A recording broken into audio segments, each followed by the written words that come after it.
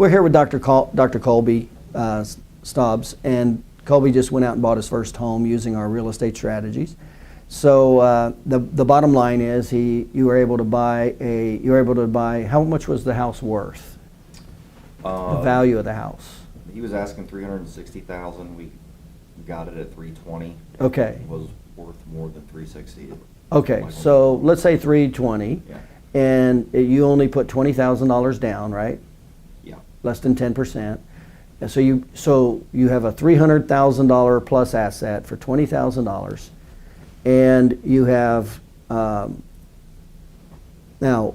Why is this important? Well, you took $20,000 and created $300,000 out of it. Number one. Number two, you did it without a bank loan, didn't you? Yeah. And that's what we teach. Is we teach how to buy real estate without bank loans. And the reason that's so important is bank loans. You're limited to 4 loans. There's a lot of reasons why, but you're limited to 4 in today's economy. You're limited to 4 investment properties, and then it switches to commercial rates. And what that means is you have to put 30% down. So you would be limited very shortly. In other words, if you bought a $300,000+ house and you had to put down $30,000, you would have had to come up with a little over $90,000 to buy that using a bank loan. Do you see how important it is to understand owner financing? Yep. And to bypass the banks? That's the only way I could have done it. That's right. Now, not only that, but it also helps if you have bad credit. Now, I'm not going to say if you do or don't have bad credit, but you could have bought that house without any credit or bad credit, right? Because he didn't check your credit, did he? He did check my credit. Oh, did he? Okay. So he did, which is unusual. A lot of times, so you don't even have a credit check typically. Did he check your financial ratios? Nope. The only thing he checked was my credit. See, so this is another thing that a lot of times chiropractors have bad financial ratios that mortgage companies require to be able to buy a certain amount of home. So you're not stuck with bad credit. You're not stuck with financial ratios. You're not stuck with large down payments. And this is why it is so important to understand how to buy real estate, amongst many other factors. But the big factors in addition to that is leverage. So in this case, we took $20,000 and leveraged it into $320,000. And you would not have bought that house if it would not cash flow, right? You've already know how to do the financial analysis of a rental home to make sure it cash flows, right? Yes. Okay, so Dr. Stobbs learned that. So essentially, after he buys it, somebody else is paying for his asset. So there's positive cash flow. So there's leverage is number one. So he took $20,000 and made $320,000. Then he has the equity. Every month, people that are his renters are paying into. I call it a mini retirement account. Is what I call rental homes. So every month he's got somebody else paying into his retirement account. Then he's got appreciation, that home, because you've learned to buy good quality real estate, didn't you? Yeah. You wouldn't have bought that unless it was a good quality real estate, right? Yeah. Okay, so yeah, we call that high demand real estate. Otherwise, you don't buy it. So that's appreciation. So we know it's a good area, high demand real estate. So that's good appreciation. And then you have depreciation. So that house was $300 and you bought it for $320. $320. Okay, so divide that over 27 and a half years. You're going to have what, 5, 6, 7, 7,000. I mean, you're going to have $7,000, $8,000 a year in depreciation and taxes. You're going to, in other words, that's $7,000, $8,000 a year. You take $320,000, divide it over 27 and a half years, and that's what the government, under United States laws, gives you for depreciation. What that means is that's the amount of money that you don't have to pay taxes on. So let's say it's $8,000 that year. That's $8,000 that you would not have had to pay taxes on as a chiropractor. Now, it's way more than $8,000, remember, because it's not only $8,000, but you would have to pay taxes on $8,000. So if you had to, and you're going to be in a 50% tax bracket after federal, city, state. After you add up all your taxes, you're going to be in a 50% tax bracket. So that $8,000 really would have been $12,000 to have $4,000 to pay taxes, to spend $8,000, and then you'd have to have $24,000. So Colby would have had to have made $24,000 at 50% overhead to have $12,000 to have $4,000 of that go to taxes, to have $8,000 to spend. So the power of just that one category is $24,000 in wages that you don't have to make now. Makes sense, right? Yeah. Okay. So that's depreciation, and then there's the cash flow. And the way we teach it, it's a positive cash flow situation, and that's a positive cash flow. But we don't even do it for the cash, right? No. I mean, because we're practicing chiropractors, so that cash either goes back into the property to pay it off more, or it goes to buy other properties, because we don't even need the cash. And if you did use it, the next one is it would be capital gains. So that money would be taxed at capital gains rate, not at earned income rate. And that's the power of the wealth strategy of real estate. So in this particular case, there was no bank loan, it was good property, it's called demand real estate. So there's 3 things that we did that you learned. You learned how to pick the location of a property that's desirable, and you knew all those categories, right? You learned that. Number 2 is you learned how to evaluate the structure of the property, right? And then you learned how to evaluate the financial package to make it work, right? Yep. So you did all 3, and then you learned the marketing part of it, right? Yep. And okay, so we pick up the house, you put $20,000 down, he picks up a $320,000 cash flowing home. So he essentially just increased his net worth $320,000 from $20,000. That's called leverage of money, good leverage of time and money. And this is why over 70% of the millionaires become millionaires in real estate. So in addition to that, you not only knew location, structure, and financial package, you also didn't have a bank loan. You weren't limited by a bank loan. You would have maybe even not have gotten, would you think you would have even gotten a bank loan? I don't know.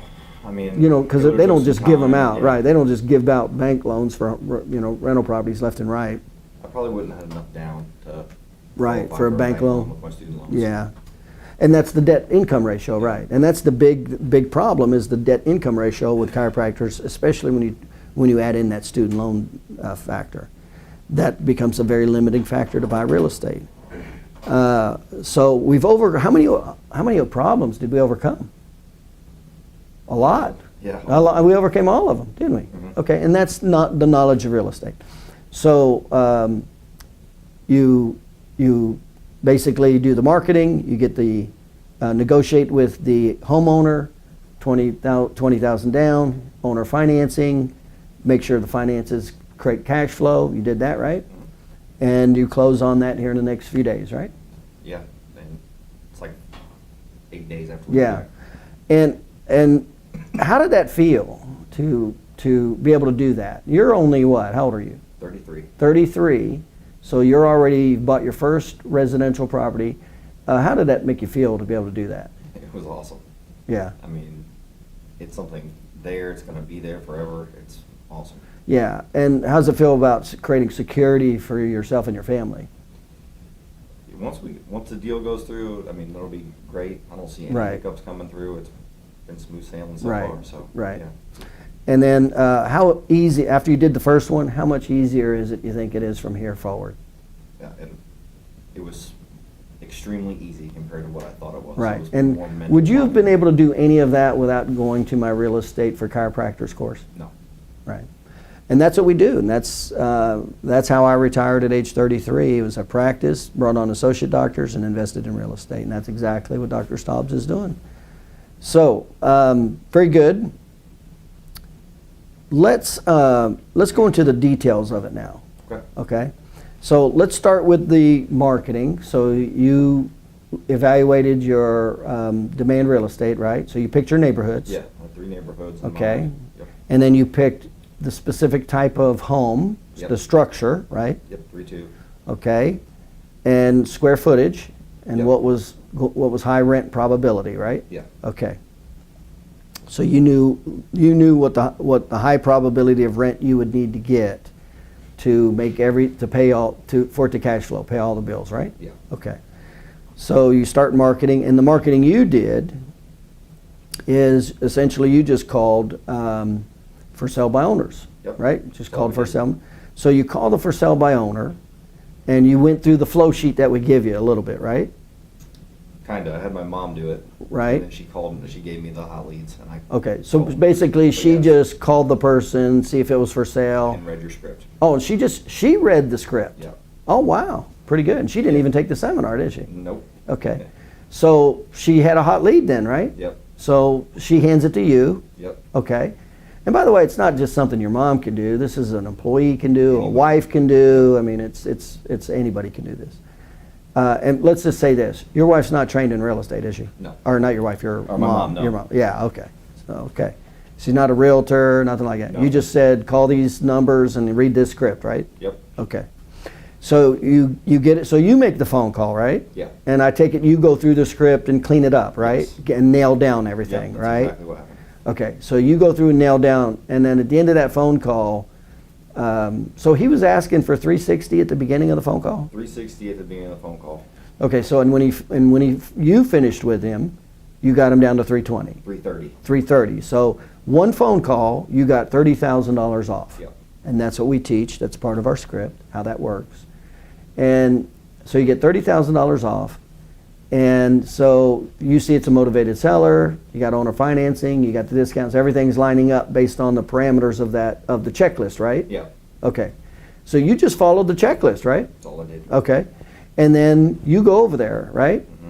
And then you just follow the checklist of what to do when you're in front of the homeowner, right? Yep. Okay. So did you walk through and look at any repairs? We went through a lot of them. He had some, there was a couple things on there, but he had a structural report there, and there was, Okay. some little incidental things. So you did go Yep. through repairs with him. Each room individually. Okay, like we taught. Yep. Okay. And you got him to acknowledge what repairs needed to be done and with rough estimates? Yeah. Okay, good. Go through that, and then you go through the offers. The offers. After you go through the repairs, so you know the cost of the house, you know the value of the house. You'd looked up the value of the house, yeah, right? You did the yes, comparables, looked at the county line, see what it appraised for and all Yeah. that. So you know what it's really valued at, so you're not just winging it. Yep. So a little bit of knowledge there. And then, so after you do the repairs, then when you go over the repairs, what do you do with them next? We just sat down. I mean, everything fit at that point. And you made him an offer. Yeah. Well, I negotiated a little bit more and brought it down another 10,000. Okay, how'd you do that? We talked about a little bit about repairs and just said, hey, this is Okay. kind of where we're at, and So you again, it's following the script. Yeah, You, and you followed in line with everything. Yep. Got him to admit to everything. yep. Yeah. He took another $10,000 off. and then- Okay. Takes you down to 320. Yeah. Okay. So you got 30,000 on the phone call, another 10,000 sitting in front of In them. person, yeah. So $40,000, not bad, right? Yep. So then you make the offer, right? Yeah. Okay. And did he bite at it right away?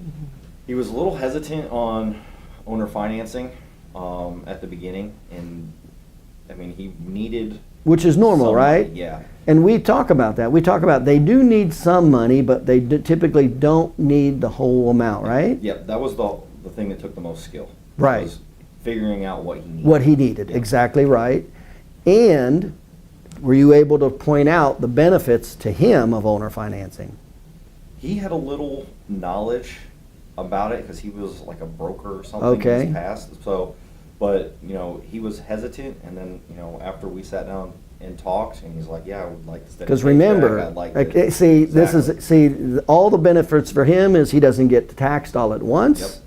He gets a steady paycheck, and if you're older, that's very important to have a steady paycheck.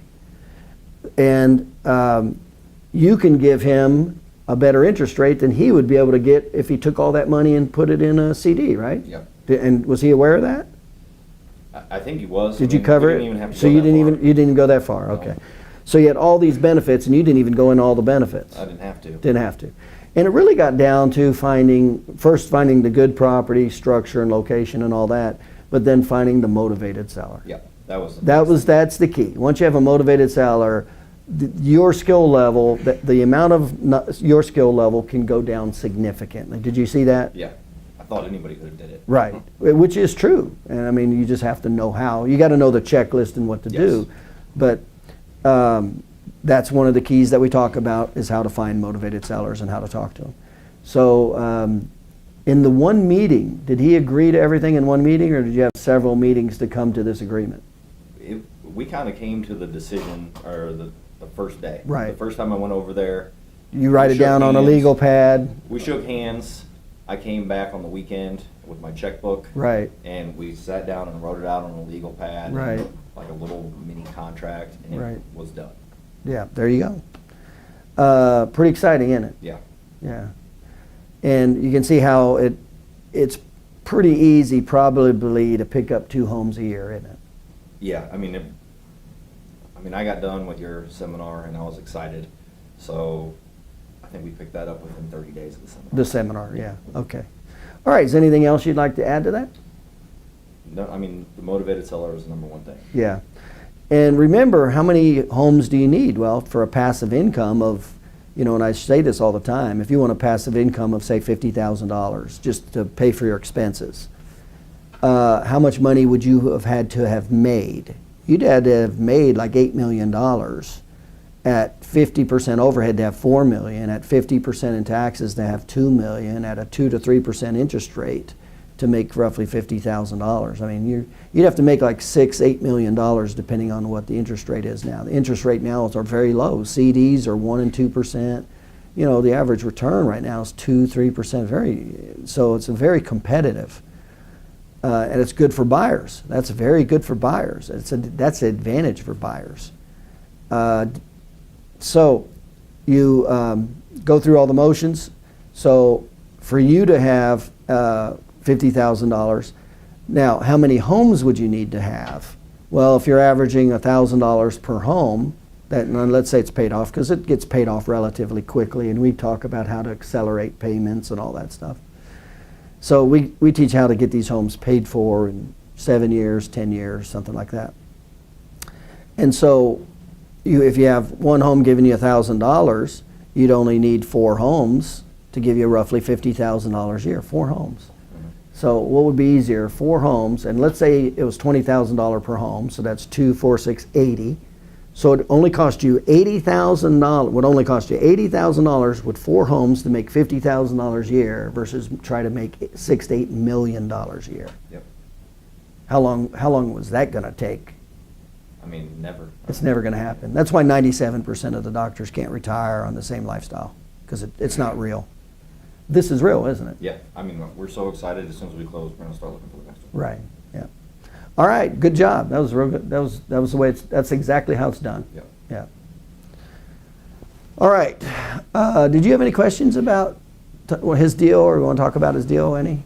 What was tell me about the resistances you got on or financing, what he specifically said and how you overcame them. The biggest thing, he was just a little hesitant. I mean, I had to talk to him about a little bit on what I did then. It did come up that I was a doctor, and I was able to make the payments, and he wanted to run my credit, which was the 2 biggest things. The last one, once he was comfortable with my credit, it was pretty smooth. He just didn't want to be in the house anymore. That was the biggest thing. And was he kind of upside down in equity? Is that why he was so No, motivated? he owned the house outright. His fiance died in the house, and he just didn't want to live there anymore. What he did was flipped houses. So he wanted enough money to start his next project and get to his new house. The motivation was there. Yep, and he wanted it to make sure that the monthly payments that we had coming in covered his mortgage. And then it was done. Yeah, and we talk about not just a motivated seller, but they never need all the money. You got to remember that. Nobody needs all the money from selling a house. And so you have to find out, and you got to dig a little bit to find out, well, how much of that money do they really need now?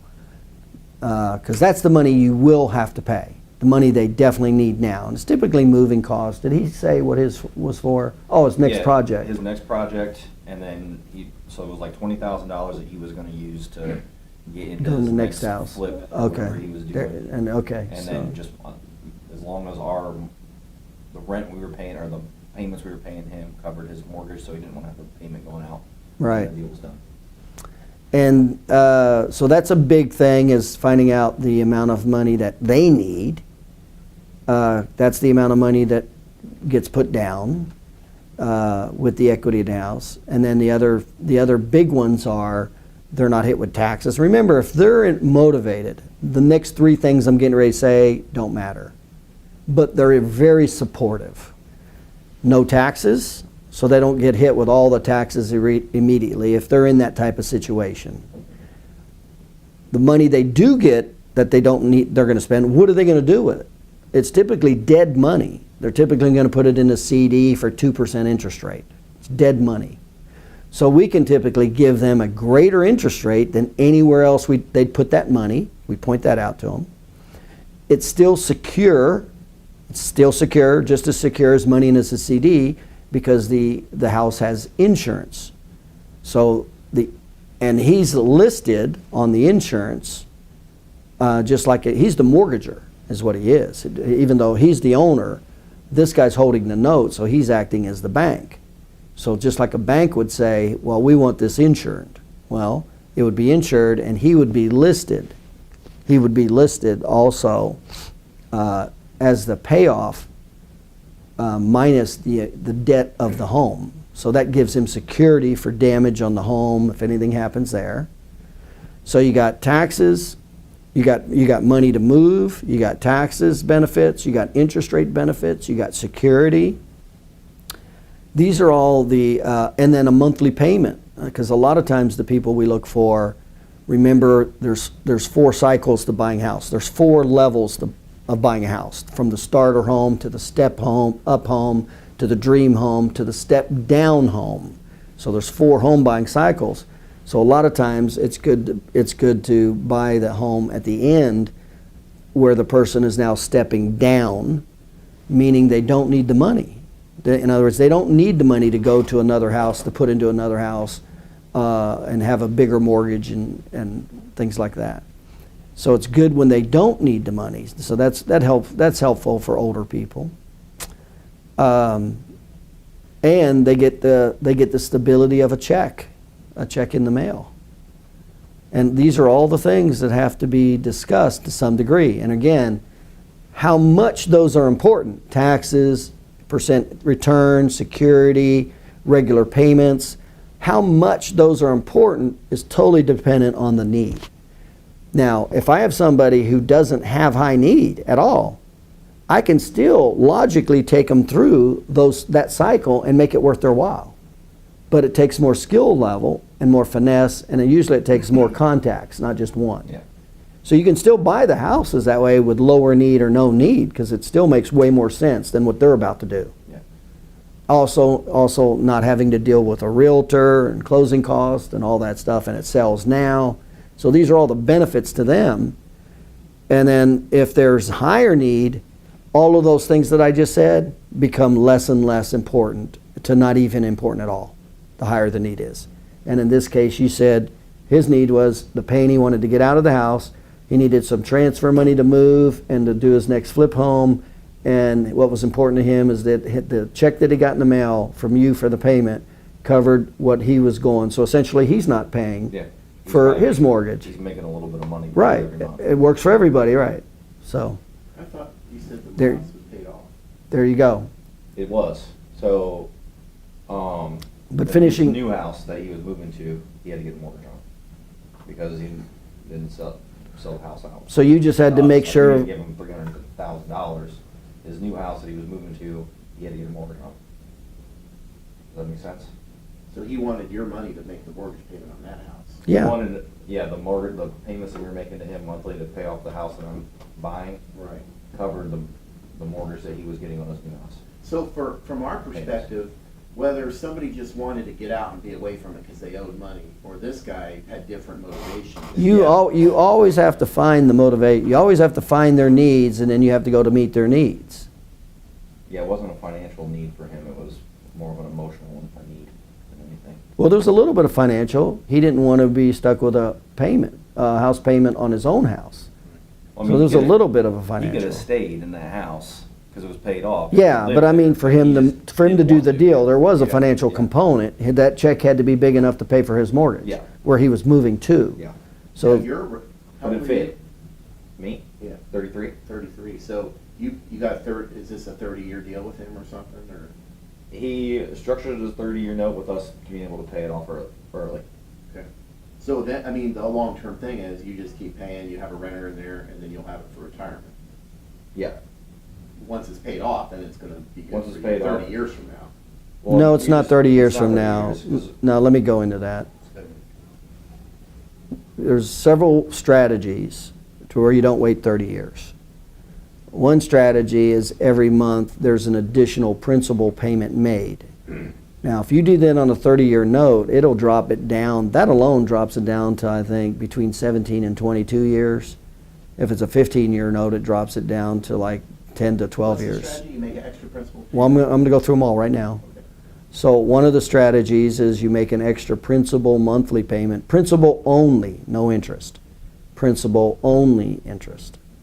That will drop down a mortgage, like I said, a 30-year note down to 20, 22 years alone, that alone. 17, yeah.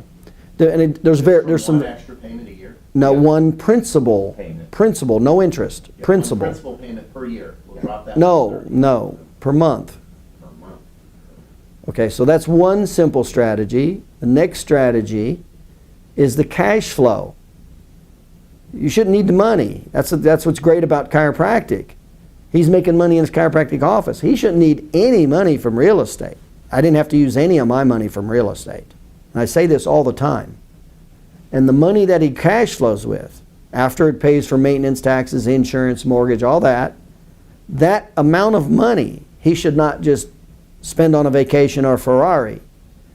That money, he should do one of two things. Dump it back into that house, For the extra payment. yeah, Yep. or put it in an escrow account to help build an escrow account to go buy another house.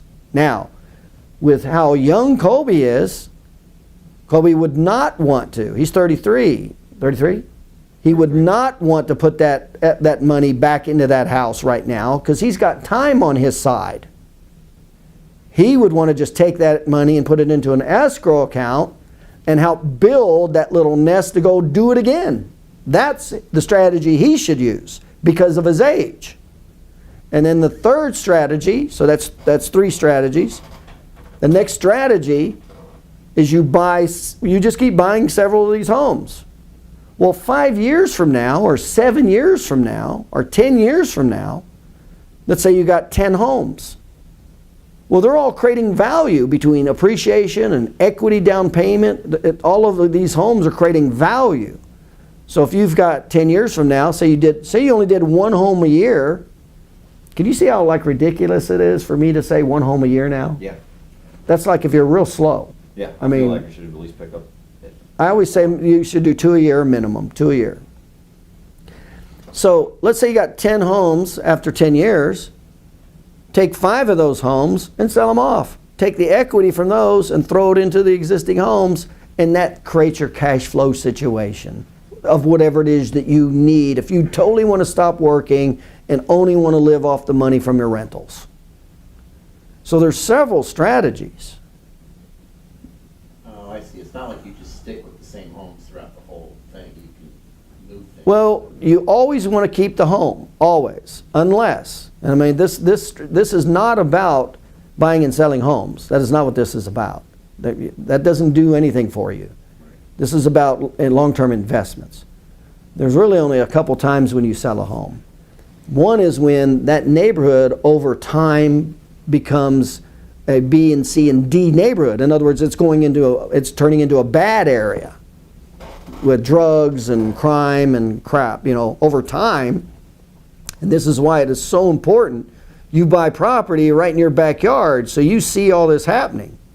So if you have a property and it's starting to mosaic over there, you're starting to see crime get into it and bad gringos going into this area, then you want to 1099 that property. So you sell it, but what you do is you sell it and you 1099 it.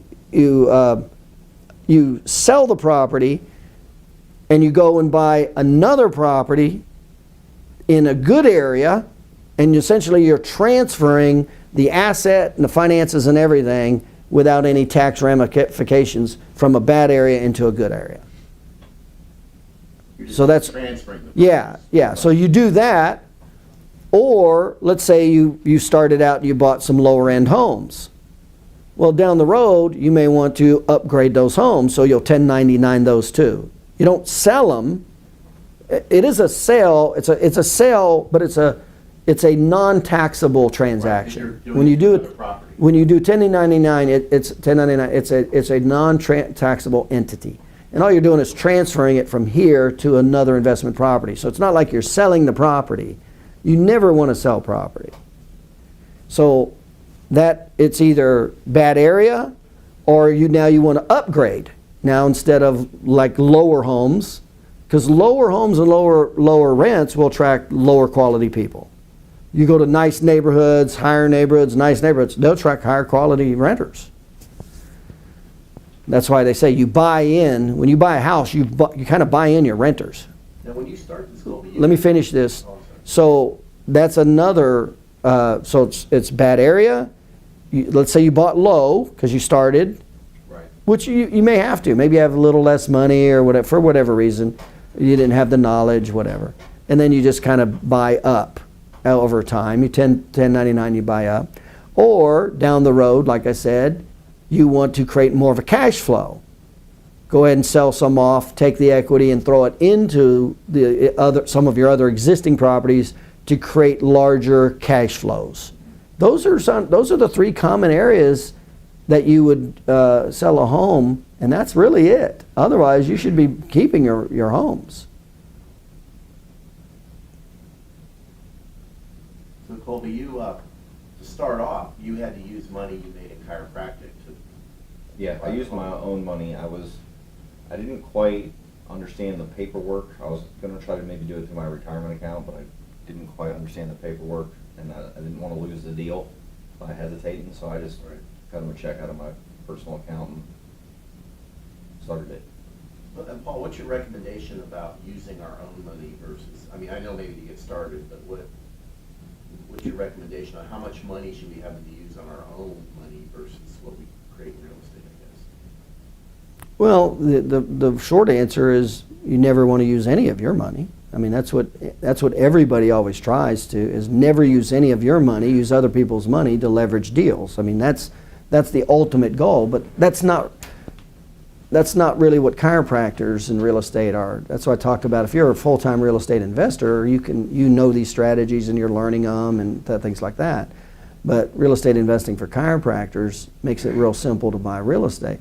And so what I've always said is chiropractors should have a little bit of disposable income. I mean, a chiropractor should come up with $20,000 in 1, 2, 3, or 4 months in disposable income. If he's not, he doesn't know what he's doing in his office. He's got to learn how to run a business.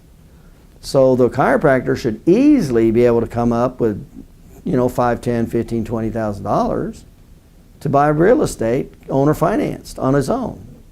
And then what makes it real sweet is when you have an associate doctor, then you just take the associate doctor's money and you use his money that he made and buy real estate. I got what you're saying. You're making money. What, you going to go use it to spend it all, or are you going to put it in for your future? Yeah, I had it. It was just The 20 grand he has versus having to make 8 million to do what you're doing. I always suggest have a efficient lifestyle, and then every time, whether it's 1 month, depends on how much money you're making, whether it's 1 month or 2 months or 3 months, you just take that money and you now go look for another piece of property. So let's say you're a chiropractor and you're only profiting $1,000 or $2,000 a month after you've paid everything, right? Well, go ahead and save up your money for 4, 5, 6 months, come up with $5,000, $6,000, $7,000 and go buy a house. That's what I recommend. If you make more, if your profit is $20,000 a month or 30, go pick up 2 or 3 houses a month. That's what I did. I just went out every time I had X amount of money, when I was making 7-figure income, I just went out and bought more property every month. How much cash did you have to come up with? $20,000. Is that quite a bit for one property? More than you have typically heard? A little more, but it's a $320,000 property. Yeah, it's a really nice place. That's a good neighborhood. $320,000. That's less than 10%. And it's not in a flood zone, and it's across the street from the water, like the ocean. It is nice. And it's a starter home though? No, it'd be more of a you know, like a step-up home. Like, I mean, it's there for a family to live in. It's not gonna be, you know, a kid and, or a baby and probably a. I guess I just A thought three-person everything I home. heard from before, we're supposed to be getting starter homes, less money. It was the deal that was available, and, you know, it fit. It was, The everything principle's still the fit. same, it's still gonna be in your retirement account. Yeah, everything fit. I mean, it's gonna be, rents in that area go anywhere from, like, 1,500 would be a low-end house, up to 22. My payment to break even would be about 15. I mean, I can get 18 without even blinking an eye. That sounds like a step-up home. Yeah. No, I said percentages. Percentages, you're going to have higher percentage in starter homes, lower percentage in step-up homes, and very low percentages in your McMansion, you know, home of my dreams. It's not black or white.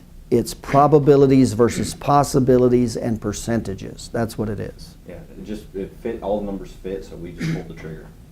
The best homes to go into are the middle upper class white collar homes. Those are the neighborhoods. Those are the best. You'll get the best renters, the easiest, but they cost more. They're gonna cost a little more to get in than a blue collar starter home. Yeah, the guy told me that goes, you buy your renter, meaning. Yeah. the neighborhood you go, That's you- always. Yeah, I mean, always. it's the nicest school district. That's why we pay so much attention into demand real estate. You better be marketing and know your criteria for what's called demand real estate. Yeah, we went through all that. Good job, Colby, that's awesome. Yeah, it was shockingly easy. That's big balls for you to spend 20 grand on your first deal, like, of your own money, but I know it makes sense. It's though. it's a Not for a $320,000 home. I mean, that's like sweet. Yeah. And that's every month. That's I mean, interesting. I always thought, I guess I don't know much about real estate, but I always thought like, you know, you gotta have somebody in distress, and they're financially under, this guy owned it, but it still made sense for him to sell it. remember, about 22% of the homes are paid for in full. Yeah, I mean, it was An the same guy. older person that's stepping down, the best deal he'll get is dealing with me or a real estate investor like me. He won't have to pay taxes all at once. I'm going to give him a better interest rate. He's going to get a monthly check and it's secured. That is the best deal he's going to get. He will not, if he goes on his own, he's going to have a higher probability of taxes depending on his situation, etc. Then he's going to have when he does get the money, he's going to have low possible interest rate. Remember, when you're older too, you don't go into the stock market. You go into conservative stuff. You don't want to risk anything when you're older. And he's not paying those real estate fees. So he's going to get a greater. I'll be able to give him a better price and better terms, as if he were to just go out and sell it on his own. And a lot of the common people, you know, it kind of sets in. When they're not motivated, you can still get these older people to see it, especially if they're not, like, remember, they're going down, they're not going up. They don't need the money, they're not buying up, their family's gone, right? Those are great situations. And then you talk to them usually it takes a couple contacts. Because remember, the world has been trained to do what? Hire a realtor and sell the house. That's all they know. So when you say anything different, like it freaks people out. Paradigm shift. Yeah. So you got to go through steps. You got to go through steps. And there you go. That's how it's done. And remember, 10% of the market, I couldn't cite a research or anything, but I'd easily say 10% of the market's in distress. You know, 10% of the people selling homes, there's problems going on. They're getting a divorce, they got to move, they can't afford the house. I mean, there's stuff going on. I mean, it is never pristine. Everybody selling their house is not in a perfect situation. And that's how easy that was, phone call. And that's the difference between advertising, because I show you advertising methods, but you already know advertising is a very low probability. See, that was being proactive. Yeah. You will always, but the difference between being proactive, you know, you got mailings, so it's passive, so you're a chiropractor, you can just do the mailings, but it's very lower percentages. Right. Then there's the intermediate, the assistant, and that's kind of what he did. The assistant that's proactive. So now it's not taking your time, but you're proactive. He never would have gotten that with a mailing. No. And if I would have waited any longer, the thing would have been gone. Yeah. And that's the other thing. You got to know. You was- signed it a was note bad. with him. Wait a minute. Here's the third part. As being a full-time chiropractor, then it's you doing the proactive things, which give you the highest probability, but now they take up your time. See, that's the balancing act, and that's why I always say the assistant. You have your right-hand person, your marketing assistant, and that is the person that helps you do all this stuff. You leverage your time through them, but yet it's proactive, so it's way more effective than mailings. You use your marketing assistant in your office to do your real Yeah, estate hunting? yeah. I always have a personal assistant. At some point, you have to have a personal assistant that helps you not only with your business, but your life. If you're an entrepreneur. I had my personal assistant do my parties, my personal parties. My personal assistant did everything. There gets to be a point where you have to have a personal assistant because you have limited time and effort and energy. Leverage. Yeah, it's all leverage. Of time. And that's why I say one of the first things you should do after you know how to maximize your exchange of time for money is you have a personal assistant. And I typically have the top person in my office. You know, the person who really is a go-getter and knows their stuff. They're not only the marketing assistant, they're like, hey, let me pay you a little more and you can be my personal assistant to help me in my personal life, my real estate, you know, basically everything else in my life. And that's what I did. Does that cause problems if you're paying them on payroll and deducting it and then they're doing personal stuff for you? Is that an IRS thing or Well, when I say personal, my personal stuff is business. business? It's all business. Yeah. Yeah, that party I told you about was a business party. They're not going and doing your grocery shopping. No. I do have assistants to do that, but that's not tax deductible. Yeah, I had a chef and I had a house cleaning lady, and that's just not tax deductible. So Colby, you signed a note with him. Like he had you sign a note. Yeah, versus we you taking signed over a the bank. contract, and I gave him a check, he cashed a check, and the contract was legal. So Was it that big lengthy one or was the quick one? It was like a one-page You never contract. do. You've learned this. You were in the real estate. You never hand somebody a 12-page contract. It went so fast because my mom's moved down to help my sister out with her baby, so she just walks the neighborhoods that I do because she walks because she's retired and wants to get exercise. The sign went in the yard. We called. I think For sale by owner? or Yep, just- for sale by owner went in the yard. We called probably within 24 hours, and that thing, probably within 3 days, we had a contract signed. And he was getting calls after. Yeah, properties go fast. They would've- You gotta cut the deal. Yeah. You cannot be antsy. You gotta know how to make a decision. Yeah, it went real fast. And now what's the risk to him if you don't make the payments? He just gets the house back? Yeah. That's what the contract says. Now, there's one other caveat, and I don't say it unless I'm seeing they're hesitant with that. The next thing that I'll do is I'll offer to put the deed in escrow. And what that does, now I don't offer it unless I see they're having a lot of security issues with, if they bring up anything about foreclosure, not making payments in foreclosure and the time and money and all that. Then what I do is I go, okay, here's what we can do to handle that. We'll just put a deed in escrow. So in other words, we take the deed and put it in escrow. And within 30 days, if it's not paid, if it's delinquent after 30 days, the deed reverts right back to him. And everything's already signed. It's all pre-signed. And that protects him where he does not have to do a foreclosure, because a foreclosure can take up to 2 years with no payments and all that. Yeah, we didn't have to do that. Right. And I won't advertise You won't that. bring it up. I won't advertise it unless they say, well, I'm not going to do that because then I'd have to foreclose on you and that'd take 2. In other words, if they knew something about foreclosure, that I have the strategy to support them. And really, if I have no counter intentions, what do I care? And So I was gonna bring that up, but as soon as he saw my credit score, So all you that was signed done. the contract with him, but if something happened, it doesn't affect your credit. It wouldn't hurt you, you would just lose what you put into the property. yeah, pretty much. But you're not signing. What do you mean if anything. something would happen? What are you worried about? Well, if something happened. Like what? He couldn't make the payments. Like how? Why wouldn't he be able to make the payments? I don't know, shit happens in life. If he got hurt or he couldn't work or. He's not making the payments. Well, I know he's got the renter. I know. Why wouldn't he be able to make the payments? He already did his due diligence. It's demand real estate. Okay? So why wouldn't somebody make the payments? Well, it'd be rare that he couldn't get a renter and was not working. And let's say worst case scenario, you can't get a renter. What's the easiest way to get a renter? Drop the price. Drop the price. So what's easier? Drop the price and and steal a renter from somebody else, and maybe me eat $200 or $300 a month temporarily Right.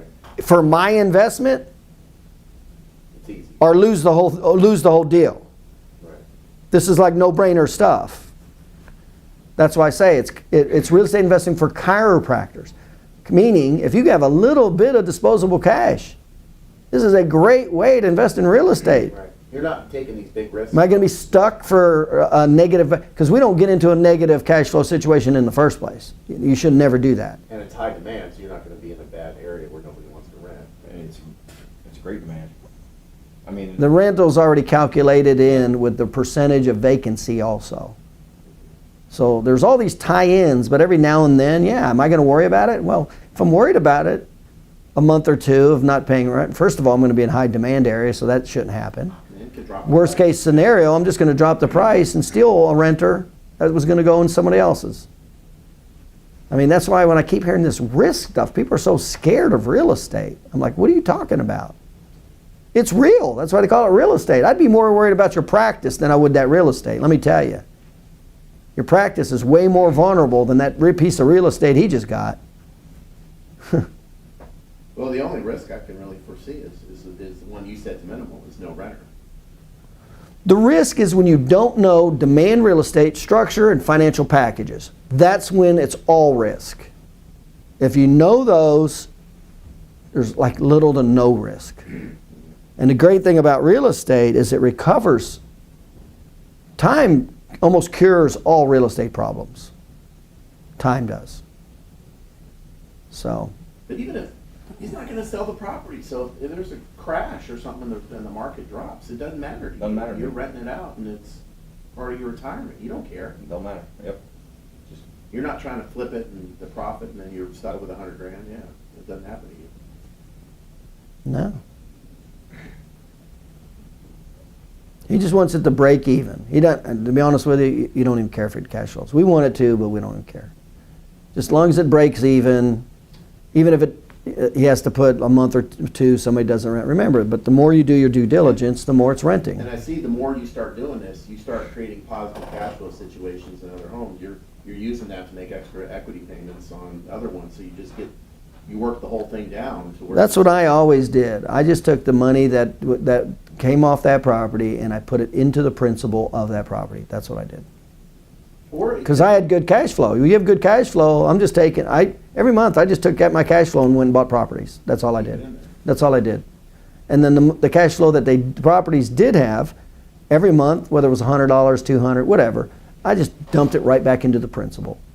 And it just shoots down it increases the If you're equity. doing really well in your practice, and let's say a month you got extra $5-10 you can either use that to make the equity payments extra or go buy. You would another never do property. that. Go You buy would another never property. do that. You would never put $5,000 of your money into an equity payment. So you're using the cash flow from the property Yeah. to make the extra equity Yes. payment. So he may not be able to. There's do no that way I'm going to take right away. $5,000 and tie it up into a property when I could have just leveraged it for $100,000. There's no way. So you're only using your cash flow from the property Yeah. to make the extra equity payments. Yeah. So he's. But when you're that young, you don't care to. Like I told him, I said, when you're that young, you got time on your side. Yeah. I don't know. I told him, I said, what he should do is take the equity and put it into an escrow account And as that ball gets bigger, between that ball and whatever he adds to it, go do it again. That's what he should do because he's got time.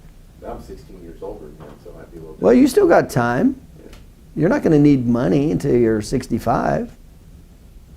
Unless you want to, 49. unless you want to do something. I'm just going to tell you, I never touched any of my real estate money. I never needed it. Why? I had my practice and I had my associate doctors. I never needed my real estate money. Never. But that was your nest egg. Yeah, huge security.